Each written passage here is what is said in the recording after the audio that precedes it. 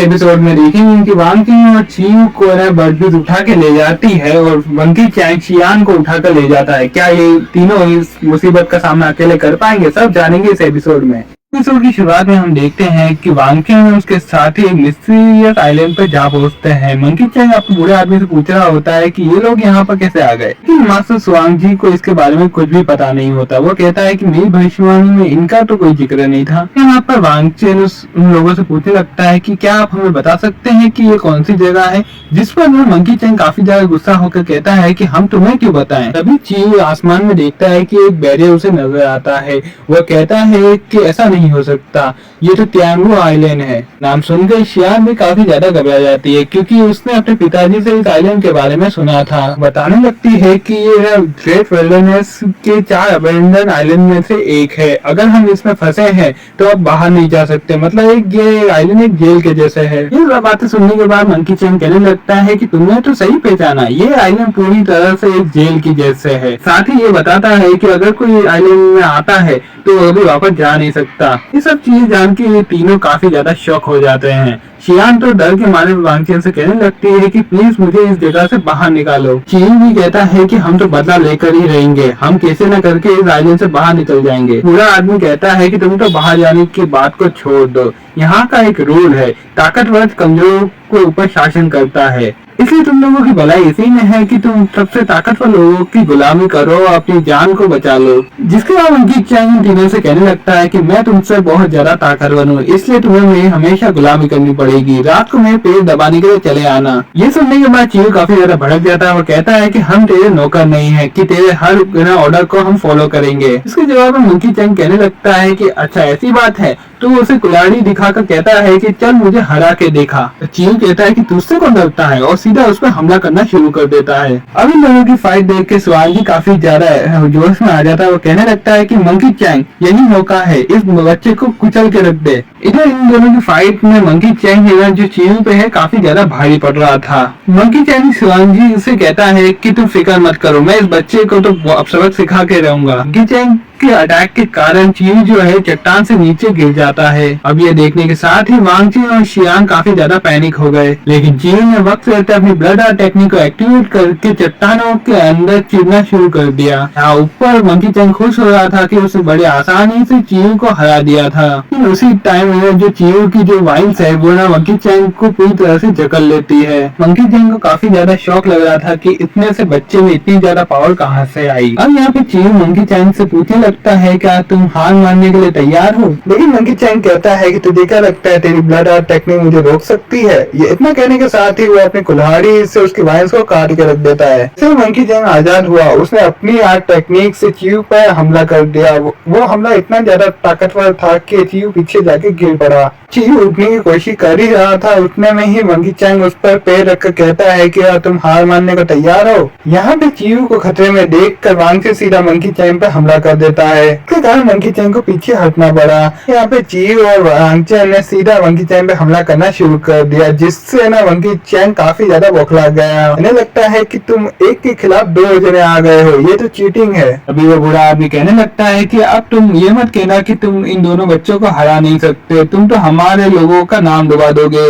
अब वांग चैंग और चियू monkey Chang पे भारी पड़ने लगते तो मंकी चैंग कहता है कि बूढ़े आदमी तुम्हें मेरी मदद करनी चाहिए, हम बहुत अच्छे दोस्त है ना। लेकिन मास्टर स्वांग जी कहने लगता है कि मैं तो बूढ़ा आदमी हूँ, मैं कैसे फाइट कर सकता हूँ। तभी यहाँ हम देखते हैं कि चियू ने मंकी चैंग को अपने वाइल्स में कैद कर दिया था। जैसे ही मंकी चैंग कैद हुआ, वांग चैंग और चियू ने उस पर लातें बरसाना शुरू कर दी, जिसके कारण मंकी चैंग का हाल बेहाल हो गया। तो चियू और वांग चैंग ने अपना फाइनल अटैक करके ना मंकी चैंग को जमीन पर पटक दिया, जिसके कारण मंकी चैंग बुरी तरह हार गया। तो बूढ़ा आदमी उसको देखकर कहता है कि तुम हमें नाक कटवाओगे क्या, जल्दी से खड़े हो जाओ। यहाँ पर मंकी चैंग वापस से जोश में आके खड़ा हो जाता है। दोनों से कहता है कि तुमने मेरे साथ फेयर मुकाबला नहीं किया, इसलिए मैं अपने हार स्वीकार करने के लिए राजी नहीं हूँ। कहने के साथ ही मंकी चैंग अपनी पावर को रिलीज करने के साथ ही जमीन पर जोरदार अटैक करता है, जिससे गोल्डन कलर की ऑरा निकलना शुरू हो जाता है। इससे पहले मंकी चैंग पर हमला कर पाता है, उससे पहले ही कुछ बर्ड बीज उन पर हमला करने के लिए आ जाती है। देखने के साथ ही मंकी चैंग पैनिक होकर कहने लगता है कि ये बर्ड बीस यहाँ पर कैसे आ गए। यहाँ पर वो बुरा आदमी तो पहले ही खरगोश की रफ्तार से यहाँ से भाग गया और वो लेडी भी उसके पीछे पीछे भागना शुरू कर देती है। अब यहाँ पर मंकी चैंग भी कहता है कि मैं भी कोई मुसीबत मोड़ नहीं लेना चाहता, जिसके बाद वो भी वहाँ से भाग जाता है। अब यहाँ पर उन तीनों को भागता हुआ देख कर वांग चैंग उसके साथ ही भागना शुरू कर देते हैं, लेकिन बर्ड भी उनके काफी करीब आ चुके थे। जिसके बाद इन फायर बर्ड्स ने उन पर फायर बॉल से अटैक करना शुरू कर दिया, जिसके कारण वांग चैंग जमीन पर गिर जाता है। यहाँ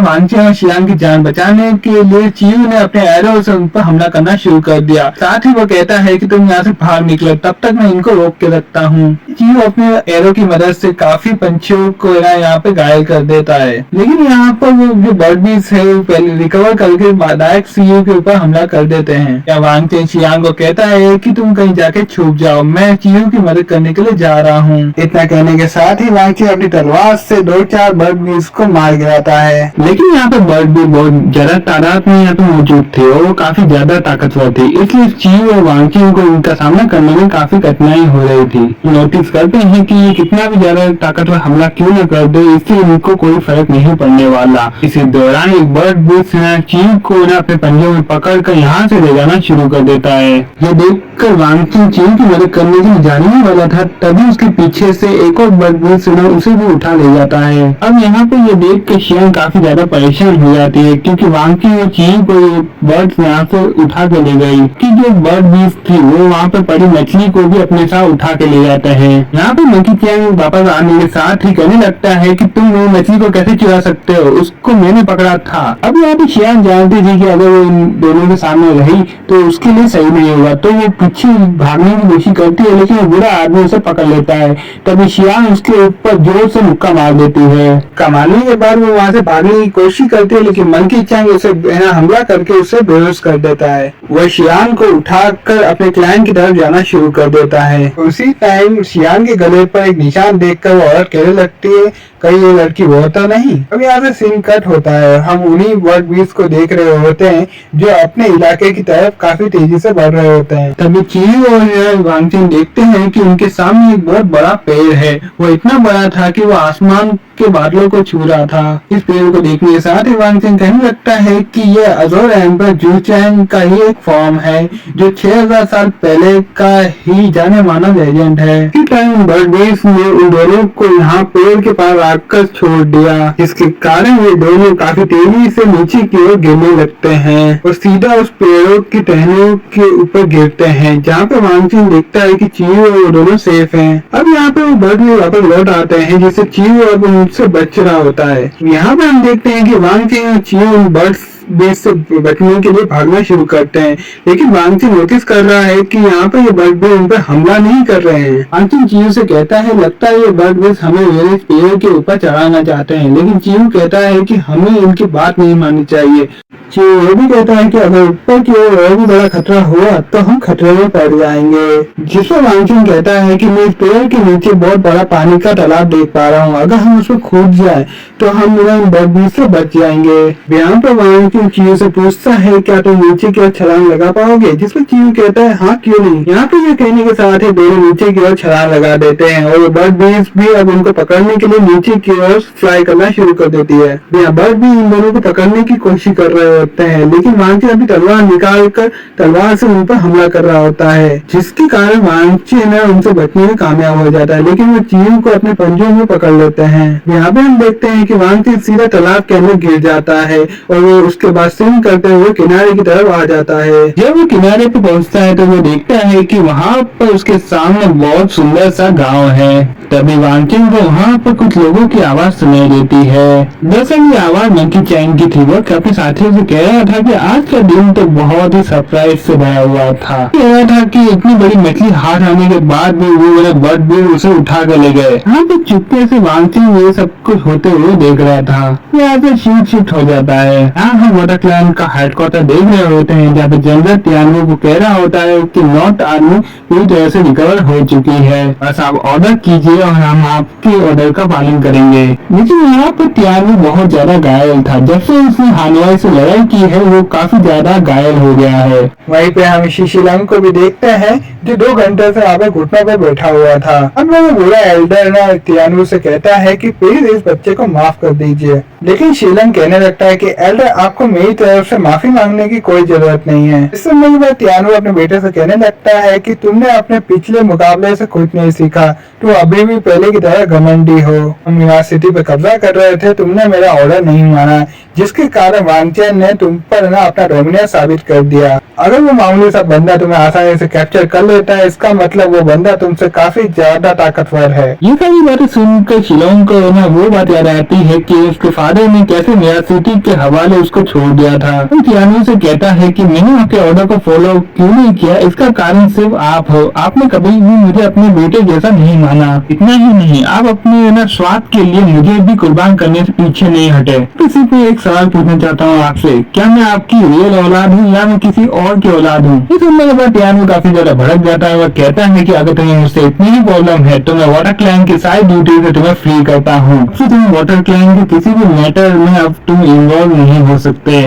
उससे ये भी कहता है कि अपने फादर से किस तरह से बात करनी चाहिए तुम्हें पता होना चाहिए। अब ये सारी बातें सुन के शिलोंग को काफी ज्यादा गुस्सा आ रहा था, लेकिन वो फिर भी यहाँ से चुपचाप चला जाता है। यहाँ पे शिलोंग अपने मन ही मन कह रहा था कि फादर तियानू, अगर मैं आपके लिए बागी और धोखेबाज हूँ तो ऐसा ही सही। आज से मैं मेक श्योर करूंगा कि तुम्हारा कोई भी इविल प्लान सक्सेसफुल नहीं हो। उसके जाने के बाद यहाँ पे तियानू है ना एल्डर से कहता है कि हानवाई से लड़ाई के बाद मैं काफी ज्यादा इंजर महसूस कर रहा हूँ, इसलिए मैं कल्टीवेट के जरिए अपने आप को हील करूंगा। जब तक मैं अपने आप को हील कर रहा हूँ, आपको ही वाटर क्लैन के मैटर्स को सॉल्व करना होगा। फिर मेरे बेटे शिलोंग पर भी तुम्हें नजर रखनी पड़ेगी, ये देखना कि वो कोई गड़बड़ ना करे। और इसी सीन के साथ ये एपिसोड यहीं पे एंड हो जाता है। जी कमेंट में ये जरूर बताना कि एपिसोड आपको कैसा लगा। तो मिलते हैं इसके नेक्स्ट एपिसोड में। Bye bye, sayonara.